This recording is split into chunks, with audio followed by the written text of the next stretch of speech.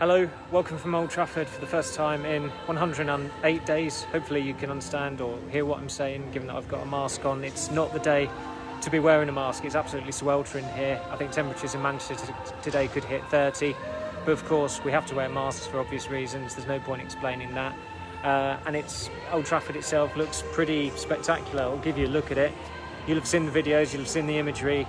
40,000 fans have sent in the images of themselves. They're obviously plastered all around the stadium. The red, white and black tree colour effect is going on. There are signs up in tribute to those who are working during the coronavirus pandemic, and of course there are other slogans up regarding what a stadium is like without supporters, and what a bittersweet day this is in Old Trafford's 110-year history. It's a momentous day in a lot of ways. It's one to go on the timeline, but it's quite a sad one given that there aren't any supporters in the stadium. Sheffield United arrived here at about 4 o'clock, I think, more or less. They arrived in different coaches. United have changed their match day preparations in that the players are arriving here separately. They're driving to the ground. They reported at Carrington earlier today for their grouped briefings, so defenders, midfielders, forwards, etc. Have their pre-match meetings. And the pre-match meetings have been carried out outside on one of the pitches. United have erected a 20 metre by 20 metre screen to show all the data, to show the tactical boards, if you like. So rather than the old chalkboard, it's pretty much like an outdoor cinema that United have got going down at Carrington. So the players went to Carrington earlier today. They probably have arrived here by now, given that team news is due in about just over 5 minutes' time.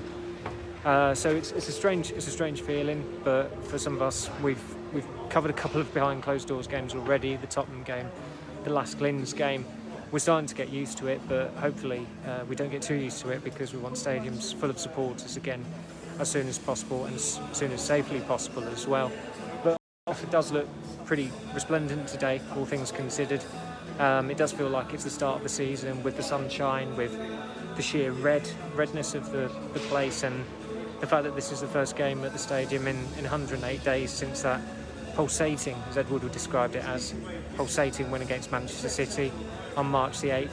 I don't think it's going to be pulsating today, whatever the game is like, but it's a big game for United. If Sheffield United win, they will leapfrog United, but given how Sheffield United played at the weekend, dreadful defeat at Newcastle, probably their worst defeat of the season, and also given that they're missing a number of key players, including Dean Henderson, their chances aren't auspicious today. So it shouldn't be, if not a routine win for United today, but everybody expects them to win this one, and they need to put pressure back on Chelsea after falling 5 points behind last week.